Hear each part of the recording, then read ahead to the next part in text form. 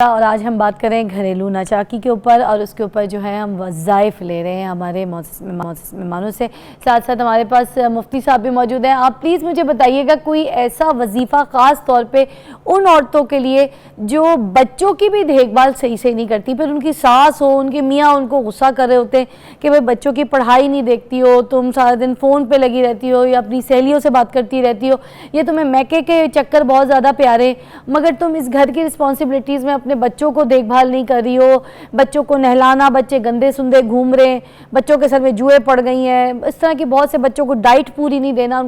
ان کے کھانے پینے کا کوئی صحیح سے خیال نہیں کرنا، ان کے لیے کچن میں جا کے کچھ ایکسٹرا ایفرٹ کر کے بنانا نہیں، تو ایسے بہت سارے جھگڑے یہاں سے بھی شروع ہوتے ہیں۔ سانسیں تنگ ہوتی ہیں کیونکہ ظاہر سی بات ہے ان کے لختے جگر ان کے بیٹے کا آگے اولاد ہوتی ہے تو وہ پھر اپنی بہو کو آگے بات سناتی ہے، وہ کہتی ہے کہ ہم نے اتنی خدمت کی ہے تو تم سے یہ سب کچھ نہیں ہو رہا، بڑی نچاکیاں پیدا ہو جاتی ہیں۔ تو پلیز اس پہ کوئی وظیفہ بتائیے جس سے یہ تھوڑے سے مسئلے حل ہو جائیں، بھلے وہ ساس پڑھیں یا شوہر پڑھے مگر ایسی عورتوں کے لیے پڑھے۔ میں یہ عرض کروں کہ بالکل قرآن مجید فرقان حمید میں سورہ بقرہ کو اللہ رب العزت نے جو نازل فرمایا اس کی بے شمار برکتیں ہیں۔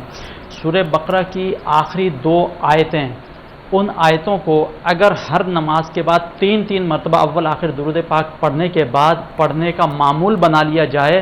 تو گھر کے اندر ہونے والی جتنی خرافات ہیں، جتنے لڑائی جھگڑے ہیں، جتنے شیاطین و جنات کے معاملات، ایون یہ کہ جادو ٹونے کے معاملات بھی گھر کے اندر اگر ہوں گے، قرآن مجید فرقان حمید کی سورہ بقرہ کی آخری 2 آیتوں کی برکت سے اللہ رب العزت ان تمام کو جڑ سے ختم فرما دے گا۔ لیکن اس پر مداومت اختیار کرنی ہے، ہمیشگی اختیار کرنی ہے، مسلسل اس کو پڑھنا ہے۔ ہر نماز کے بعد اول آخر درود پاک پڑھ کے سورہ بقرہ کی 2 آیتوں کو تلاوت کر کے اور اپنی نیک اور جائز مقاصد کو اللہ رب العزت کے حضور دعاؤں کی صورت میں مانگیں اور اللہ رب العزت ضرور بضرور تمام مشکلات کو آسانیوں میں تبدیل فرما دے گا انشاءاللہ تعالی۔ اچھا شفیق الرحمان صاحب، آپ بھی مجھے بتائیے میاں بیوی کا آپس کا جھگڑا، اس کے لیے بھی کوئی ایسا وظیفہ پلیز بتا دیجئے، خاص طور پہ میاں اگر کسی اور عورت میں انٹرسٹ لینا شروع کر دے اور عورت نہیں چاہتی کہ میرا گھر ٹوٹے، کیونکہ اس پوزیشن میں موسٹلی یہ بھی ہوتا ہے کہ کبھی میاں دوسری شادی کر لیتا ہے، پہلی بھی رکھتا ہے دوسری بھی رکھ لیتا ہے، اور کچھ سچویشن ایسی ہوتی ہے کہ جو دوسری بیوی جب اس کی زندگی میں آ رہی ہے وہ کہتی ہے کہ پہلی کو طلاق دو، پہلی کو چھوڑو تو پھر میری زندگی۔ اب اس سچویشن میں جو پہلی بیوی ہے وہ بہت گھبرا جاتی ہے کہ میرا گھر تباہ نہ ہو جائے، میں برباد نہ ہو جاؤں، میرے بچے، میرا فیوچر ہے، میری شادی ہے، میں کیا لوگوں کو منہ دکھاؤں گی، اور آپس کا جو ان کا ریلیشن ہے وہ اسی طرح ہو جاتا ہے کہ ایک اس طرف منہ کر کے سو رہا ہے تو ایک اس طرف منہ کر کے سو رہا ہے، اور یہ ناچاکیاں بڑھنا شروع ہو جاتی ہیں۔ تو ایسی سچویشن میں کیا پڑھنا چاہیے، کیا وظیفہ تو دیکھیں اس کے لیے سب سے بہترین یہ ہے کہ اللہم اجعل فی قلبی نورا و فی بصری نورا و فی سمعی نورا، کہ جس آدمی کی اور نظر کا بد نظری کا مسئلہ شروع ہو گیا ہے یا بے توجہی کا مسئلہ شروع ہو گیا ہے، مرد یا تو اپنی بیوی کی طرف توجہ نہیں کر رہا یا توجہ کسی اور کی طرف کر رہا ہے۔ بے توجہی کی کئی وجوہات ہو سکتی، سب سے پہلی تو یہی ہے کہ اس کے ظاہر میں جو بناؤ سنگار تھا، ہو سکتا ہے کہ خواتین وہ اس کا اہتمام نہ کریں، مرد بھی اس کا اہتمام نہیں کرتے بسا اوقات، جس کی وجہ سے عام طور پہ بے توجہی کا شکار ہوتے ہیں۔ تو یہ دعا بہت بہترین ہے اور صبح نماز فجر کے بعد یہ دعا پڑھنے والی ہے، اور جو مرد حضرات ہیں وہ فجر نماز کے لیے جب جماعت کی طرف مسجد کی طرف آئیں تو رستے میں بسم اللہ توکلت علی اللہ ولا حول ولا قوۃ الا باللہ یہ پڑھنے کے بعد آگے یہ دعا پڑھے، اللہم اجعل فی قلبی نورا و فی بصری نورا و فی سمعی نورا و عن یمینی نورا و عن شمالی نورا و فوقی نورا، یا اللہ میری آنکھوں میں نور بھر دے، جس نور سے مجھے صرف وہی چیز نظر آئے جسے تو دکھانا چاہتا ہے، جو چیز تو مجھے دکھانا نہیں چاہتا وہ مجھے نظر بھی نہ آئے، میرے دل میں نور بھر دے۔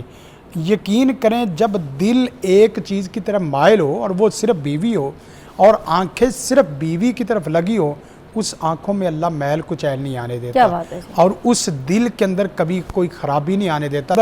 تبھی خرابی آئے گی جب اس کی آنکھیں خراب ہیں۔ آنکھیں مرکز ہے بے حیائی کا، آنکھیں مرکز ہے عورت سے، اپنی عورت سے کسی عورت کی طرف بے توجہی کروانے کا، آنکھیں مرکز ہے انسان کو لالچی اور حریص بنانے کا، آنکھیں مرکز ہے انسان کو حاسد اور دشمن بنانے کا۔ آنکھوں میں جب نور ہوگا تو اسے اچھا بھی نظر اچھا ہی آئے گا، اور بسا اوقات برا بھی اس طرح اچھا نظر آئے گا کہ اس کے اندر اچھائی کا پہلو موجود ہوگا۔ تو اللہم اجعل فی قلبی نورا و فی بصری نورا و فی سمی نورا، الفاظ مختلف اس طرح فی سمی نورا فی بصری نورا پہلے، اگر کوئی آدمی کچھ بھی نہ کر سکے تو اللہم اجعل فی قلبی نورا۔ اور ایک دعا اور ہے، یوسف علیہ السلام نے ایک جملے میں پوری خواتین اور پوری دنیا کائنات کے اس بے توجہی والے معاملے کے لیے ایک جملہ بولا ہے۔ جب بھی کوئی ایسی شکل صورت محسوس ہو کہ وہ بے توجہی کا یا اسی طرح غلط نظروں کا شکار ہو رہا ہے، قال معاذ اللہ، یقین کرے گناہ زلیخا کی شکل میں 7 دروازوں میں چھپ کے